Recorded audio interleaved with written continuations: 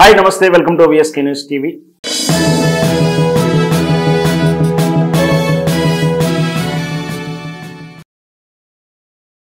ఇది ప్రజాపక్షం, ప్రజల వైపు, ప్రజల కోణంలోనే అన్ని వార్తలు. అవార్డులు ఇది వ్యాపారం అని ఓ సినిమాలో బ్రహ్మానందం ఏదో డైలాగ్ చెప్పినట్టుగా ఈ అవార్డులు అనేది ఒక వ్యక్తికి అవార్డు ఇస్తే ఆ వ్యక్తికి హోదా పెరగాలి, ఆ వ్యక్తి అవార్డు స్వీకరించడం వల్ల అవార్డుకు వెన్న తెచ్చుకోవాలి, గొప్పతనం తెచ్చుకోవాలి. కానీ రోజు రోజుకి అవార్డులు అనేది దిగజారుతున్నటువంటి విధానాన్ని మనం చూస్తూ ఉన్నాం. ముఖ్యంగా ఈ అవార్డుల్లో రెండు రకాలైనటువంటి అవార్డులు, అంటే రకమని ఉండదు, ప్రభుత్వాలు అధికారికంగా ఇచ్చేటువంటి అవార్డులు ఒక రకమైతే, వివిధ రకాలైనటువంటి స్వచ్ఛంద సంస్థలు, కళా సంస్థలు, కళా సేవకులు, విద్యా సంస్థలు, రకరకాలైనటువంటి సంస్థలు అవార్డులు కూడా ఇస్తుంటాయి. ప్రధాన అవార్డుల్లో ఫంక్షన్ చేస్తుంటాయి. ముఖ్యంగా సినిమా బేసు, కళాకారుల బేస్ ఇచ్చే అవార్డ్స్ అందరికీ తెలిసి వంశీ అవార్డు అని, సంతోషం మ్యాగజైన్స్ వాళ్ళ అవార్డ్స్, ఇట్లా రకరకాల అవార్డ్స్. సెల్ఫ్ ఇంటర్నల్గా ఇచ్చేటటువంటి సంస్థ ఇంటర్నల్గా ఇచ్చుకున్న అవార్డ్స్ ఉంటాయి.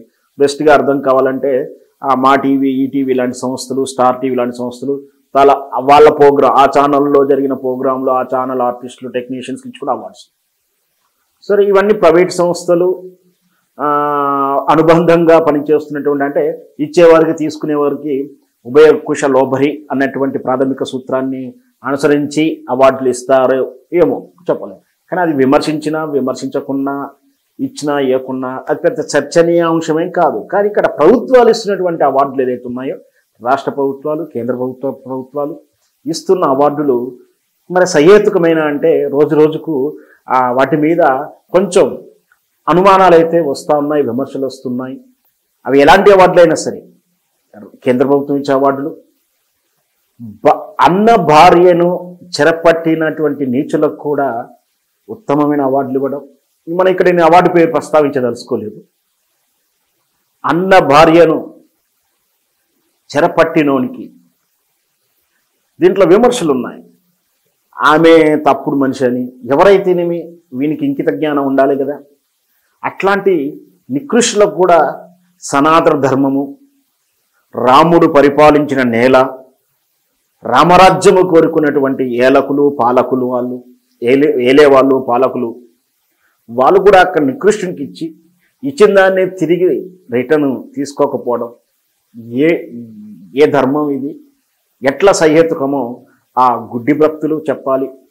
ఇకపోతే ఆడపిల్ల కనిపిస్తే కడుపైన చెయ్యాలి అంటూ నికృష్టంగా, అసభ్యంగా, వయసు దాటిపోయిన ఒక వ్యక్తి, అది నేను పేరు ప్రస్తావించదలుచుకుంటున్నాను, బహిరంగ వేదికల మీద మహిళల పట్ల అసభ్య సైగలతో నృత్యాలు, ఇటీవల కూడా రీసెంట్గా కూడా 10 మంది ఉన్నారు, 1000 మంది, లక్షల మంది వేడుక చూస్తారన్న ఒకటువంటి ఇంకితం లేనికుండా మహిళల పట్ల, మహిళ యొక్క మానాభిమానాల పట్ల సహేతుకమైనటువంటి అభిప్రాయం లేని వ్యక్తులకు కేవలం వాళ్ళ వల్ల మాకు ఓటు బ్యాంకులు కలిసి వస్తాయి, ఆ సామాజిక వర్గం కలిసి వస్తుంది, ఆ రీజనల్ రాష్ట్రంలో నాకు కలిసి వస్తుంది, నిన్న కలిసింది శిక్షుండు ఉపయోగపడి ఉండవచ్చు, ఈరోజు ఉపయోగపడతాడు, భవిష్యత్తులో ఉపయోగపడతారని బిస్కెట్లు ఇచ్చే టైపులో అవార్డులు పంచుతూ ఉంటే ఇంకెక్కడికి పోతుంది ఈ దేశ పరువు?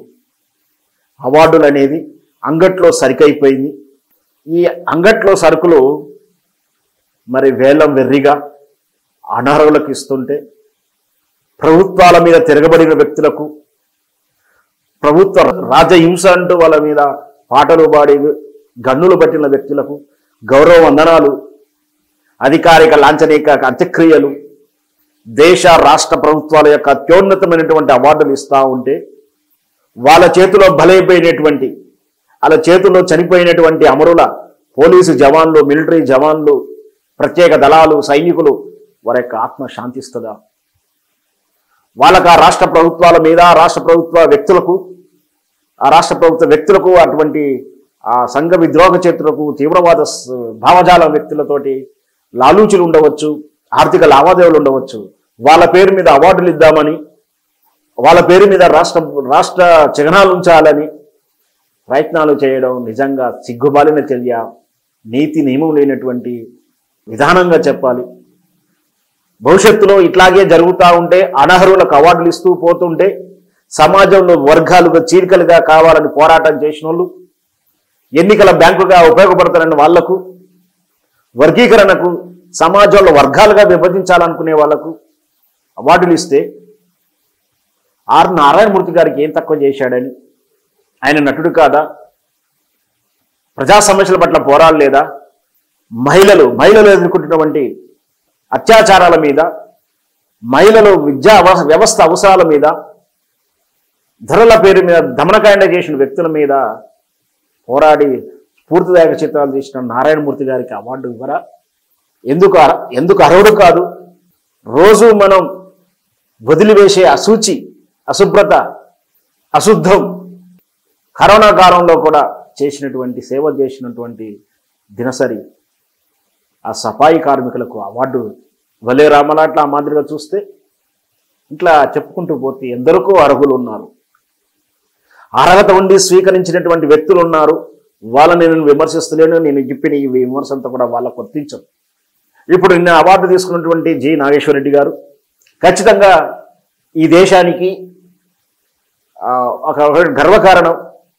గ్యాస్ట్రో ప్రాబ్లమ్స్ మీద ఆయన ఇస్తున్న ట్రీట్మెంట్ విషయం చూసుకున్నా, ఆయన ఇచ్చినటువంటి సేవల దృష్ట్యా చూసుకున్నా కొనియాడదగింది.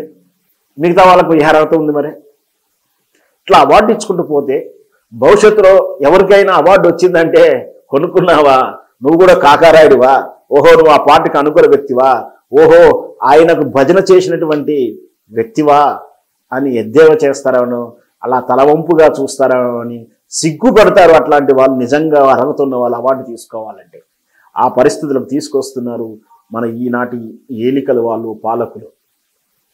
నిజంగా అంగట్లో సరికైపోయింది.